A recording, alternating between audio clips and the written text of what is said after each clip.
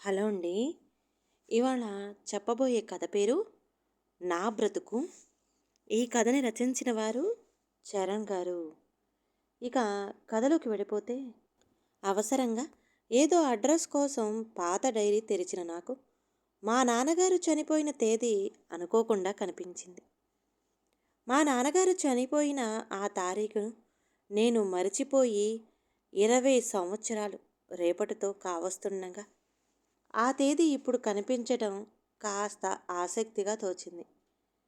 మా నాన్నగారు నా స్మృతి పదంలో మెదిలారు. ఆయన జీవితమంతా ఉన్నత ఆదర్శాల కోసం బ్రతకాలనుకునేవారు. బడిపంతులుగా ఆయన ఆదర్శాలను బ్రతికించుకోగలిగి ఆదర్శ ఉపాధ్యాయునిగా పేరు తెచ్చుకున్నారు. ఆయన తరచూ ఒక విషయాన్ని ప్రస్తావించేవారు. అదేమిటంటే, ఎట్టి పరిస్థితుల్లోనూ ఎవరి వద్ద సహాయం తీసుకోకుండా బ్రతకాలి అని చెప్పేవారు. మా నాన్న చనిపోయి 20 సంవత్సరాలైనా ఆయన చెప్పిన విషయాలు నాకు ఏనాడు గుర్తుకు రాలేదు. రేపు మా నాన్నగారు చనిపోయిన రోజు కనుక కనీసం ఆ ఒక్క రోజైనా ఒక పద్ధతి అవలంబించాలి అనుకున్నాను. రేపు ఎవరి నుండి ఎలాంటి సహాయము మరచిపోయి అయినా ప్రత్యక్షంగానైనా పరోక్షంగానైనా తీసుకోకూడదని అనుకున్నాను. క్షణక్షణం ఆ విషయాన్ని గుర్తుకు తెచ్చుకుంటూనే ఉన్నాను. తెల్లవారింది. మళ్ళీ ఏ 100 మార్లో ఎవరిని సహాయము అడగకూడదని నిశ్చయించుకుని కాస్త వేగంగా డ్యూటీకి బయలుదేరాను. ఎందుకంటే మా ఊర్లో ఆర్టీసీ బస్సులు వేగంగా రావు. అలాంటప్పుడు ఏ బైక్ గల ఫ్రెండో కనిపిస్తే లిఫ్ట్ సహాయం అడిగి డ్యూటీకి వెళ్ళడం నా దినచర్యలో ఒక భాగం అయిపోయింది.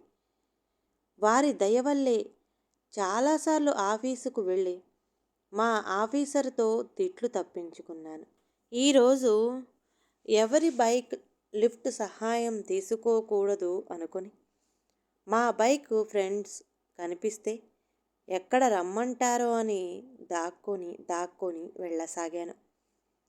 ఎండాకాలం కావడంతో 9 గంటలకే ఎండ నిప్పులు చెరుగుతుంది. ముఖం నిండా చెమటలు కారుతున్నాయి. గబగబా వెళ్ళి బస్టాండ్ దగ్గరలో ఉన్న షెల్టర్లోకి దూరిపోదాం అనుకున్నా. నా కళ్ళు టక్కున అక్కడే ఆగిపోయాయి.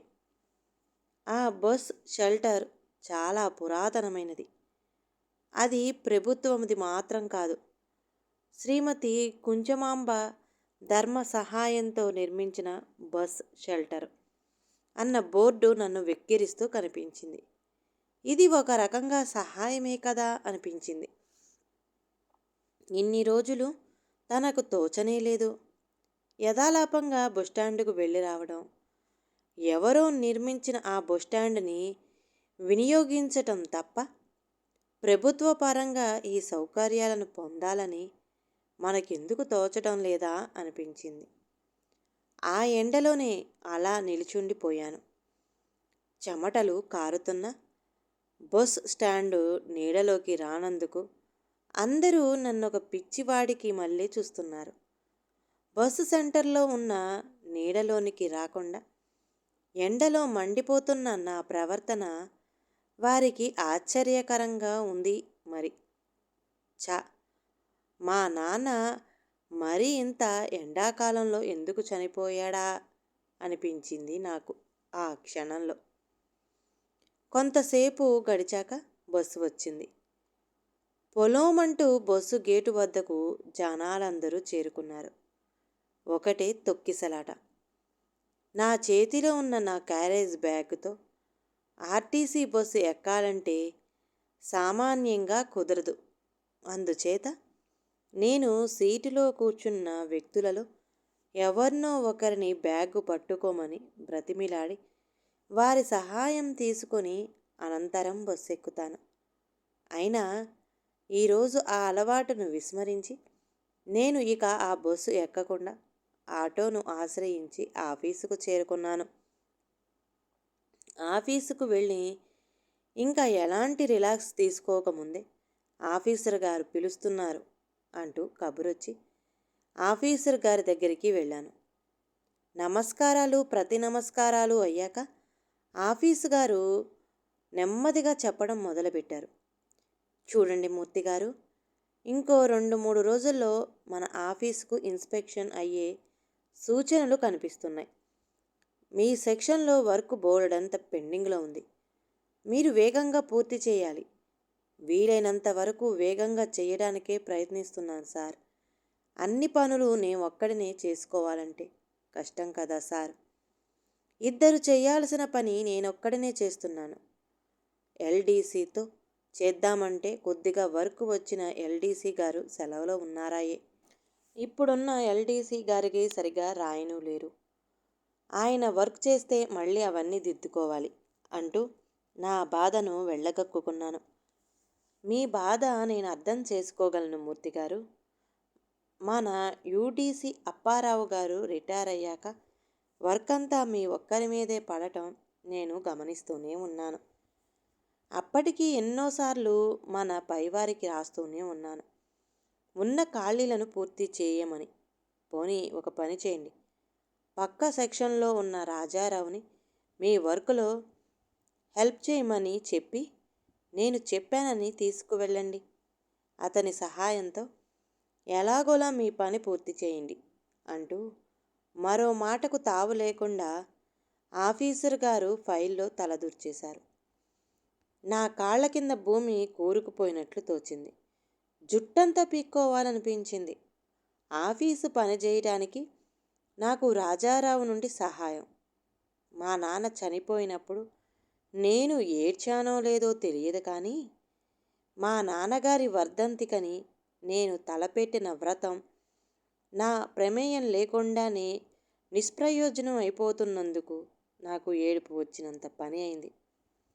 ఎలాగైనా మరి సహాయం తీసుకోకుండా ఆ పని నేను ఒక్కడినే చెయ్యాలని నిశ్చయించుకొని వీలైనంత వేగంగా చేయడానికి ఫైళ్ళన్నీ ముందు వేసుకున్నాను.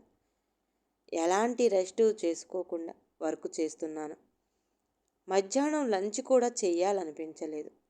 1 గంటకు కాస్త తలనొప్పిగా ఉంటే కాఫీ తెచ్చుకుందామని అటెండర్ కోసం నా కళ్ళు అప్రయత్నంగా వెతికాయి. కానీ మా అటెండర్ ఎక్కడా కనిపించలేదు. మా ఎల్డీసీ గారిని వాకప్ చేశాను.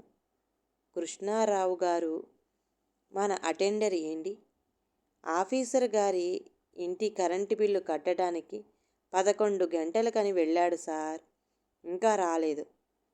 ఏం సార్, ఏం కావాలి అని అడిగారు ఎల్డీసీ కృష్ణారావు గారు.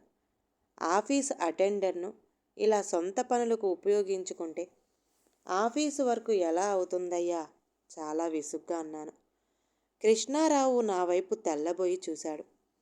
కాసేపు ఆలోచించాక అలా అనడం నాకే విచిత్రంగా తోచింది. ఆఫీస్ అటెండర్ను ఎన్నిసార్లు తాను సొంత పనులకు వినియోగించుకోలేదు కనుక, పోనీ మీకు ఏం సాయం కావాలో చెప్పండి, నేను చేస్తాను అంటున్నాడు కృష్ణారావు. సహాయం సహాయం సహాయం నా జీవితం నేను గడుపుతున్నా.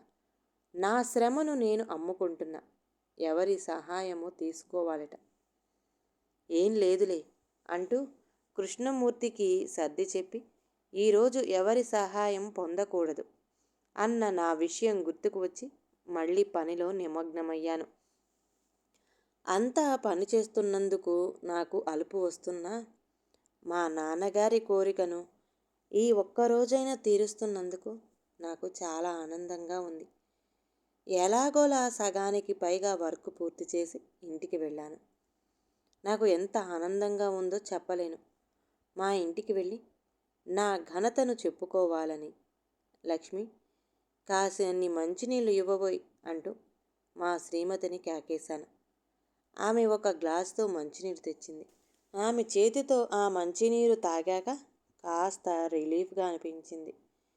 ఇంతలో బయట ఏదో కలకలం వినిపించిన అనంతరం ఆదరాబాదరాగా మా శ్రీమతి వచ్చి, ఏమండి, వాటర్ ట్యాంక్ వచ్చినట్టుంది, కాఫీ స్టవ్ మీద పెట్టాను, కాస్త వెచ్చబెట్టుకొని తాగండి, నేను లేట్ అయితే మంచినీళ్ళు దొరకవండి అంది అభ్యర్థనగా.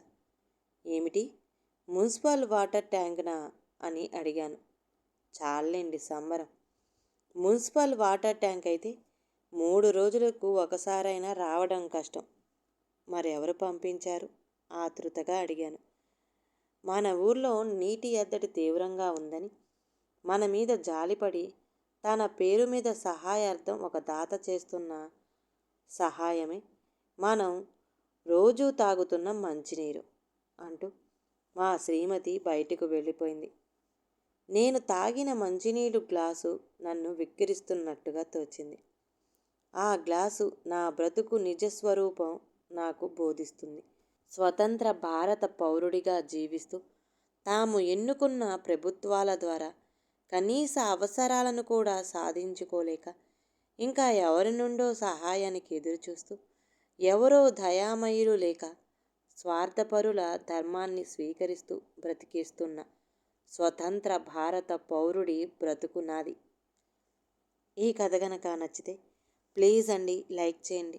అలాగే ఛానల్ని సబ్స్క్రైబ్ చేసుకోవటం మాత్రం మర్చిపోమాకండి. మీ విలువైన అభిప్రాయాన్ని కామెంట్ బాక్స్లో కామెంట్ చేయండి. అందరికీ ధన్యవాదాలండి.